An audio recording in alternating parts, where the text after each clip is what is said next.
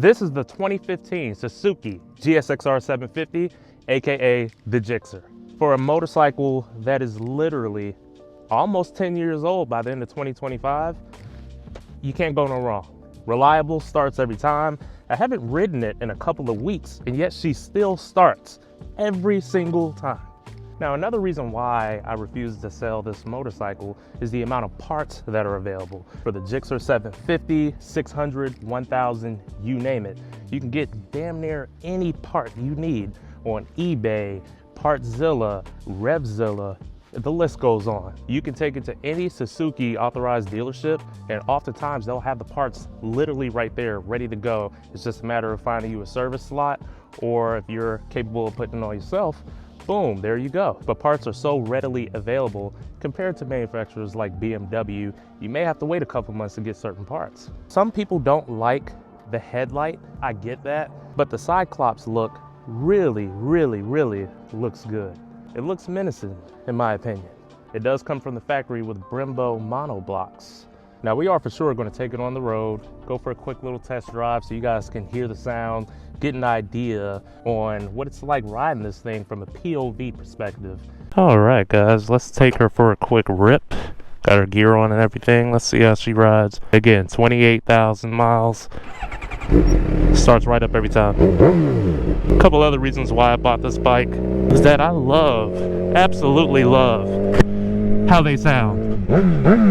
There's something about that Suzuki sound, man. High revving all the way up to 14,000 RPMs, just like a Yamaha R6 actually. Analog display. She sounds incredible.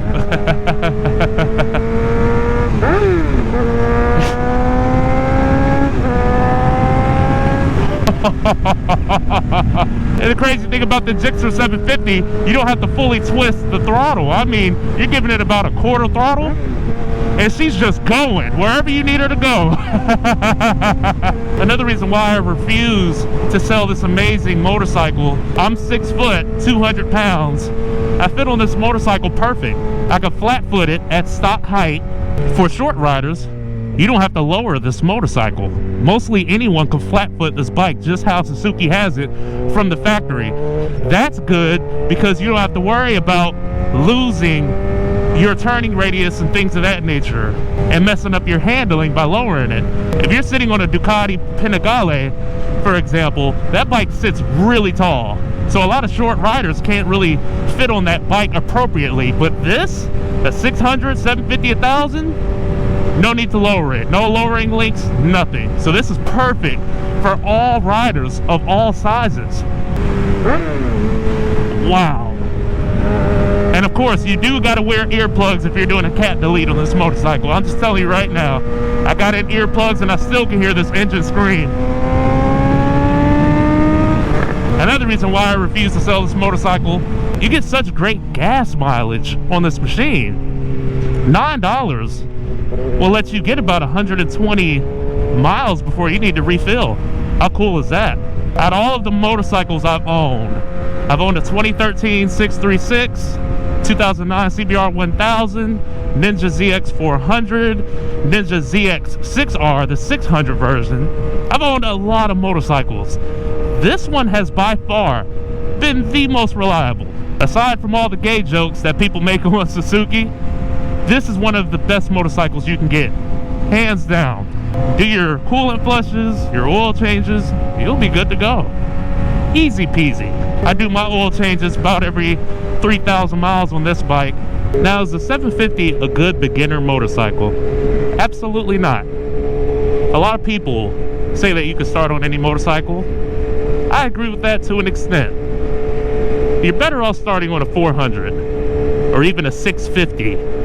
But your 600s and 750s, be very wary, because even when you get used to that power, you can make one mistake dumping the throttle, and then all of a sudden you got a real effed up day because that front wheel will come up quicker than you can react, especially being a new rider who doesn't know how to contain and put that bike back on the ground safely in a split second, because that's all it takes. A 750 is so chill while you're going low RPMs and a normal speed. I'm in third gear going 48 miles per hour at about 5,000 RPM. Right now it feels completely fine. And I'm sure a newbie is looking at this video like, oh, I could ride that. That's really chill. I give this bike 50% throttle, not even 100. This thing is going to go zoom. Your back is going to go back. Your legs are going to slide back. And that's what a lot of new riders aren't ready for. That alone, and then trying to figure out how to brake and all that, and you end up using the throttle instead of the brake and clutch, and dude, all in all, don't be trying to start on a motorcycle that has 148 horsepower. That is literally tuned from the factory for doing top speeds. Just don't even do it. And if for whatever reason you do, because I know some of you guys watching this are knuckleheads, and you're probably going to go ahead and get a 600 or 750 anyway.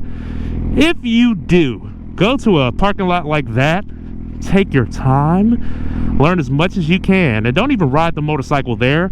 Trailer the bike there. Even if it seems like more work, practice, practice, practice. Practice releasing the clutch, finding the bite point to where the bike rolls forward, while also pulling back in the clutch to hold the brake. Start with the basics, guys. Don't be trying to take this bike on the street and you are new to riding. Don't even think about it. I've taken this motorcycle on road trips out to Greer, South Carolina, Charlotte, North Carolina. I've been everywhere. I mean, we're talking about riding out an hour and a half, 2 hours somewhere, and then staying out there for 6 hours on the bike and then riding an hour and a half back. I mean, dude, I would trust this bike to go cross country. That sounds dramatic, but I would. But I would trust this to go to California and make some crazy video. Oh, I might actually do that. And just see if it can be done. And I'm sure I can, there and back. The only reason why I wouldn't be able to do it is probably because of my body aches, cramping up, and all of that, being on a sport bike compared to a cruiser bike. But it can be done. That's how much faith I have in this bike and why I refuse to sell it. So yeah, guys, overall, one of the best motorcycles ever created, one of the most reliable, one of the best sounding. Hope you guys enjoyed this video. Please comment below. Let me know what you guys think. And have a great day. Peace.